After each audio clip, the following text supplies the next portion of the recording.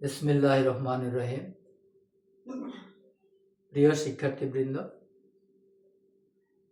আমি আজকে তোমাদের সামনে হাজির হয়েছি অর্থনীতি অনার্স প্রথম বর্ষ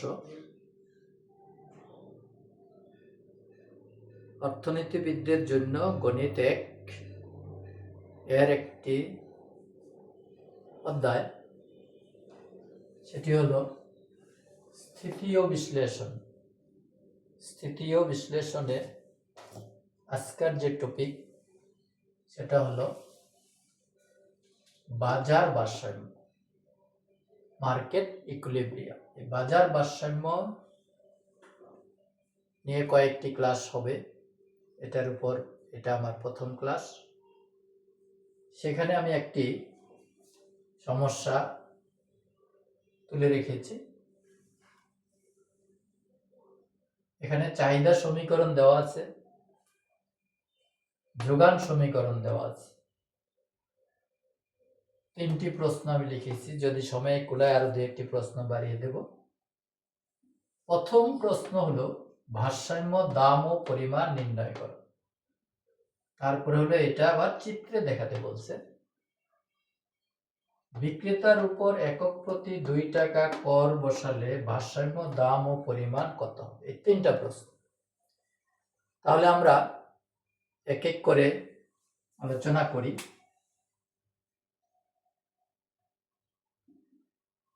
প্রথম আমরা লিখব দেওয়া আছে বলে দেওয়া আছে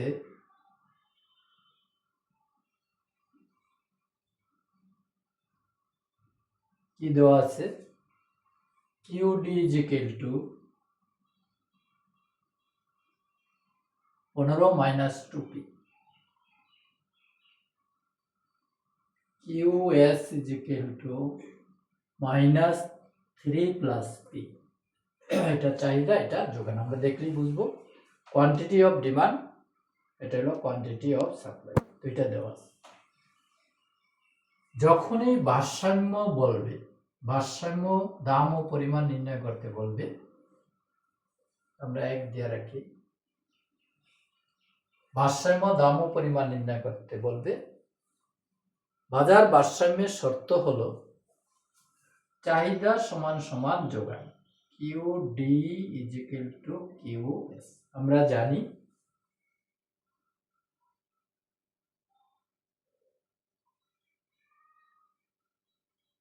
we know QD = QS। ভারসাম্য বললে আমরা চাহিদার যোগান সমান দেখব। চাহিদার নিচে আমরা বসিয়ে দেব 15 - 2p = -3 + p। চাহিদা সমান সমান যোগান। -2p - p সমান সমান -3 - 15 और -3p সমান সমান -18। মাইনাস মাইনাস বাদ, p = 18/3 মানে 6। এটাই হলো ভারসাম্য দাম। তাহলে ভারসাম্য হলো এই যে একটা চিহ্ন আমরা দেই, এর উপর একটা ভার, এই ভার দিলে বুঝবে এটা ভারসাম্য। তাহলে ভারসাম্য দাম আমরা পেয়ে গেলাম। আমরা সব সময় মনে রাখবো, দাম যদি পেয়ে যাই, এটা যে কোনো একটাতে বসিয়ে দিলে আমরা পরিমাণ পেয়ে যাব। ভারসাম্য দাম পেয়ে গেলাম, এখন পরিমাণের জন্য এটা যে কোনো একটাতে বসাই দিলে হবে। চাহিদাতে বসালে হবে, যোগানে বসালে হবে। তাহলে আমরা যোগানে বসাই দিই। -3 + p -3 + 6, তাহলে 6 থেকে যদি 3 যায়, এটাও 3। সুতরাং Q bar = 3। তাহলে আমরা দাম পেলাম কত? 6, আর পরিমাণ পেলাম কত? 3। এটা যদি চাহিদাতেও বসাইতাম, দেখি আমরা 6 বসালে এখানে কত হতো? 6 × 2 = 12। 15 থেকে 12 গেলে 3, এই 3 হতো। যাই হোক, আমরা যোগানে বসালেও হবে, চাহিদাতে বসালেও হবে। তাহলে প্রথম অংশটা আমাদের হয়ে গেল। তোমরা মনে রাখো, যে কোনো অঙ্ক যাই দেখ সাথে এইটা আগে বের করতে হয়। বেশিরভাগ ক্ষেত্রেই ভারসাম্য দাম ও পরিমাণ বের করতে হয়, না বললেও বের করতে হয়। অন্য জিনিস যদি চায় সেক্ষেত্রে এটা বের করতে হয়, তারপরে মন্তব্য করতে হয়।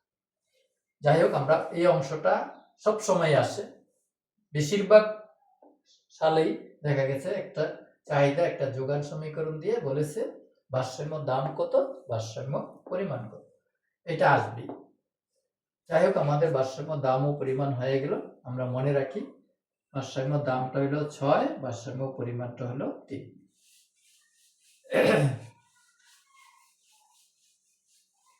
আসি আমরা 2 নম্বরে বলেছে আমাদেরকে এটা চিত্রে দেখা। চিত্রের জন্য আমরা একটু সুন্দর করেই করি, যেহেতু পরীক্ষায় আসছে। পি দিব এখানে, কিউ ডি এখানে, কিউ এস এখানে। আমরা একটা জিনিস মনে রাখবো, এই ক্ষেত্রে যদি চিত্র দেখাতে বলে ভারসাম্য যে দামটা পেলাম সেটা মাঝখানে লাগবে, এর চেয়ে ছোট একটা দাম লিখবো, এর চেয়ে বড় একটা দাম লিখবো। তাহলে ভারসাম্যটা পেয়েছি আমরা 6, তোমরা দেখো এর চেয়ে ছোট একটা লিখলাম, এর চেয়ে বড় একটা লিখলাম। এখন এই 4 চাহিদা সমীকরণে বসে, তাহলে 4 বসালে কত হয়, 4 দুগুণে 8, 15 থেকে 8 গেলে থাকে 7, 6 বসালে থাকে 3, 8 বসালে 8 দুগুণে 16, তাহলে -1 থাকে। হোক, অসুবিধা নেই। ইউএসএ যদি আমরা বসাই, 4 বসাইলে 4, -3 গেলে 1 থাকে, 6 বসাইলে তো আমরা দেখছি 3 থাকে, 8 বসাইলে 5 থাকে।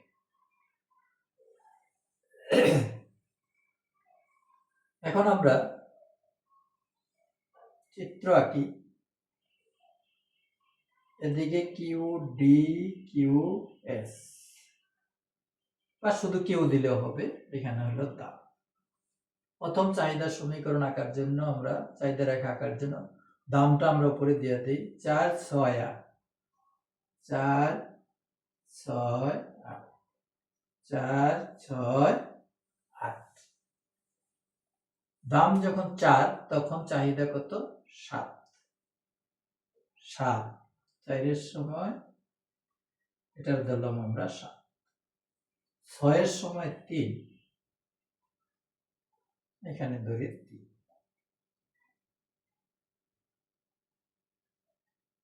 6-এর সময় 3, 8-এর সময় -1, 8-এর সময় -1, মাইনাসটা এদিকে হবে -1।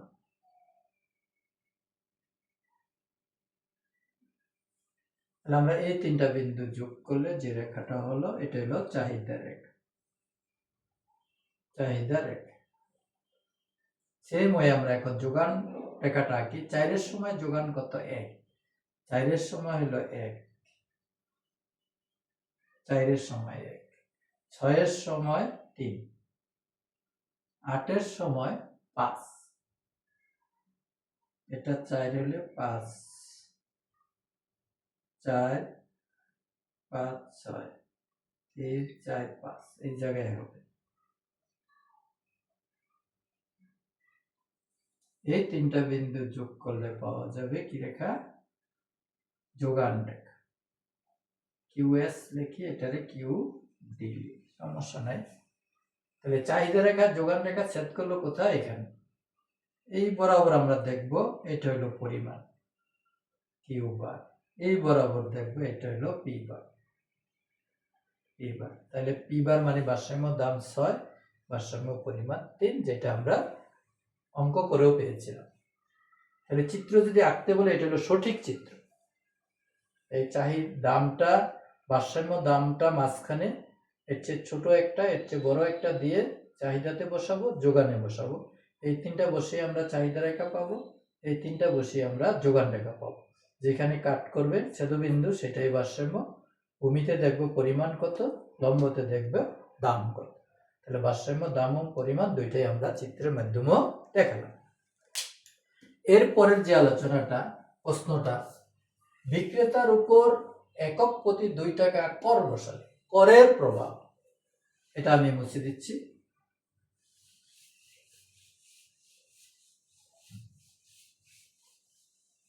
করের প্রভাব তোমরা একটু মনোযোগ দিয়ে শোনো আমি কি বলি। একক প্রতি 2 টাকা বিক্রেতার উপর কর বসালে। কর সাধারণত বিক্রেতার উপরও বসাতে পারে, ক্রেতার উপরও বসাতে পারে। যদি কিছু বলা না থাকে, আমার কথা মনোযোগ দিয়ে শুনতে হবে, মনে রাখতে হবে। করটা বিক্রেতার উপর বসাতে পারে, ক্রেতার উপরও বসাতে পারে। যদি কিছু না বলে, যদি বলতো 2 টাকা কর আরোপ করলে, তাহলে আমরা বুঝবো বিক্রেতার উপরে বসা। কর সাধারণত বিক্রেতার উপর বসে। তাইলে বিক্রেতা তো এখানে বলেই দিয়েছে, তাহলে বিক্রেতার উপর বসাবে। আর যদি ক্রেতা বলতো, তাহলে ক্রেতাটা আমি অন্যদিন করাবো। একদিন সবগুলি করালে তোমরা হয়তো মনে রাখতে পারবে না। এই জন্য আজকে আমি পড়াবো বিক্রেতার উপর কর বসালে কি হয়। এখানে আরেকটি কথা মনে রাখো, এই করটা 2 ধরনের। এখানে বলছে একক প্রতি একটা দ্রব্যের উপর 2 টাকা কর। আরেকটা কর আছে, সেটাকে বলে আনুপাতিক কর, মূল্যানুপাতিক কর, শতকরা কর। শতকরা যেখানে দেখবো তখন আর এই নিয়মটা হবে না। আজকে আমরা যে আলোচনাটা করতেছি, ভারসাম্যের উপর কর বসালে, বিক্রেতার উপর কর বসালে কি হবে। তাহলে বিক্রেতাটা আজকে আমরা করব না। আর কর যে 2 প্রকার, একটা হলো একক প্রতি ইউনিট ট্যাক্স, এটাকে বলে ইউনিট ট্যাক্স, একক প্রতি। এই ইউনিট ট্যাক্স বসালে কি হবে সেটা পড়ব। আর যদি আনুপাতিক হয়, শতকরা হয়, পার্সেন্টেজ দেওয়া থাকে যে 10% কর বসালো, সেটা আবার অন্যরকম হবে। তাহলে আজকে আমরা বিক্রেতার উপর কর বসালে কি হয় সেটা আলোচনা করব, এবং একক কর বসালে কি হয় সেটা আলোচনা করব। আমি আশা করি তোমরা বিষয়টা মনে রাখবে। শুরু করছি। বিক্রেতার উপর যদি কর বসায়, ওই করটা বসালে কত কর? ট্যাক্স। টি দিয়া ট্যাক্স বোঝায় 2 টাকা। কার উপর? বিক্রেতার উপর। বিক্রেতার উপর 2 টাকা কর বসালে এই যোগান অপেক্ষকটা কিউএসটা চেঞ্জ হয়ে যাবে।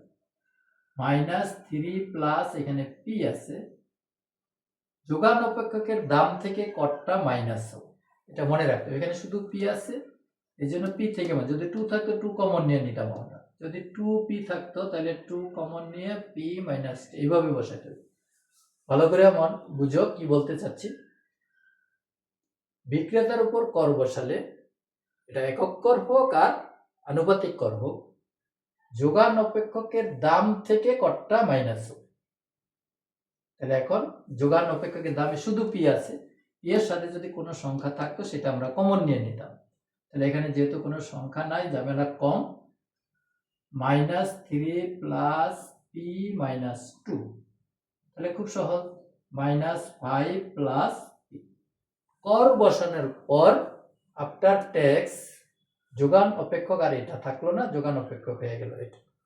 এখন ভারসাম্য অবস্থায় QD is equal to QS dot, QS prime, এই যোগান অপেক্ষকটা বসবে আর আগের চাহিদা অপেক্ষকটা বসবে। যেহেতু চাহিদার উপর কোনো প্রভাব পড়ে নাই, করটা যেহেতু বিক্রেতার উপর বসানো হয়েছে, এই জন্য যোগান রেখাটা চেঞ্জ হয়ে যাবে।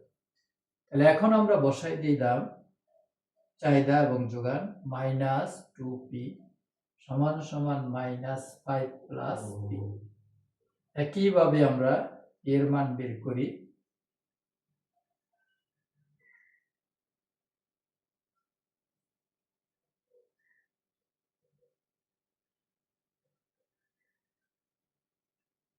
বিশ, 20 এর 3টা যদি আমরা ভাগ করি, 3 6 18, 19 20, আবার 3 6 18, 19 20, এরকম। এটা এখন আমরা এই যোগান অপেক্ষকে বসাবো অথবা আগের চাহিদা অপেক্ষকে বসাবো, যে কোনো একটাতে বসালেই হবে। তাহলে QS dot is equal to -5 plus 6.67 দিয়ে দিই। এখানে হলো কত? 1.67 কিউ। তাহলে এখন আমাদের পি বার হলো কত? আগে দাম ছিল কত? 6 টাকা। কর বসানোর পরে দাম একটু বেড়েছে, আর পরিমাণ আগে ছিল, কিউর মান ছিল আগে কত? 3, এখন একটু কমে গেছে 1.67। যাই হোক, ক্যালকুলেশনে আমাদের ভুল হতে পারে, সেটা বিষয় না, আমরা নিয়মটা শিখব। কর বসানোর পর যোগান অপেক্ষক চেঞ্জ হয়ে গেল, নতুন যোগান অপেক্ষক আর পুরাতন চাহিদা অপেক্ষকের সমান দেখিয়ে আমরা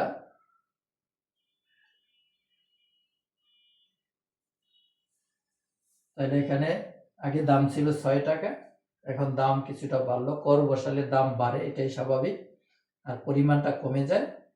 পরিমাণ আগে ছিল 3, এখন হচ্ছে 1.67। এইটুকুই আমাদের এই অঙ্কে চেয়েছি।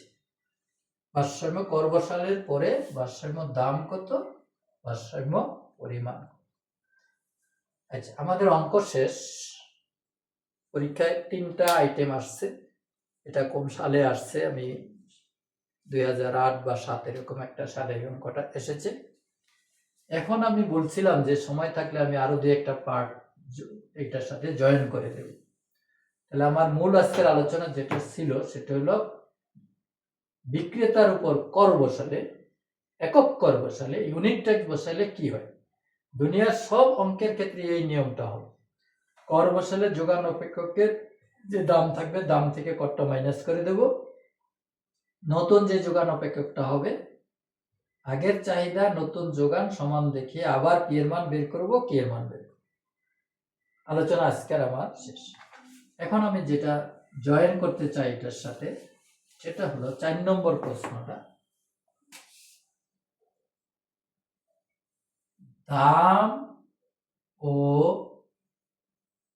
পরিমাণের পরিবর্তন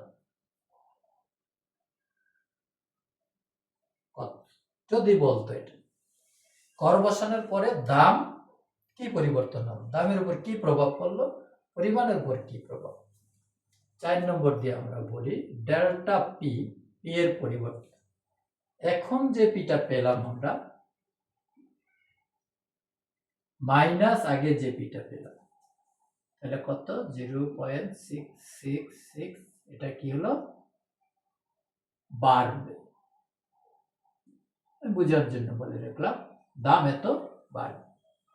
ডেল্টা কিউ, কিউ এখন কত পেলাম আমরা, 1.67 মাইনাস 2 সমান সমান কত হয়, মাইনাস 0.333।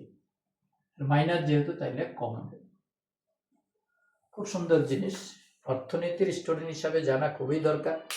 কর বসানোর পরে দাম কি হলো, বাড়লো। কত বাড়লো, পরে যে দামটা পেলাম এই দাম থেকে আগের দামটা আমরা বিয়োগ করে দেব। কর বসানোর পরে পরিমাণ, এই পরিমাণ থেকে আগে যে পরিমাণটা পেয়েছিলাম সেটা বিয়োগ করে দেব। তাহলে সবসময় কর বসালে দাম বাড়ে আর পরিমাণ কমে যায়। তাহলে এই আলোচনাটাও সবসময় যেহেতু এটা সত্য, কর বসালে দাম বাড়ে পরিমাণ কম, কত দাম বাড়লো কত পরিমাণ কমলো, সেটা যদি আমাদের বের করতে বলে আমরা বের করতে পারি। আরো একটা অংশ আমি যোগাই দিই এর সাথে, 5 নম্বর প্রশ্ন, করের বন্টন। করের বন্টন, করের বন্টন যদি বলে, এই যে কর বসালো, কত কর বসেছে, 2 টাকা, এই 2 টাকা কর ক্রেতা কত বহন করবে,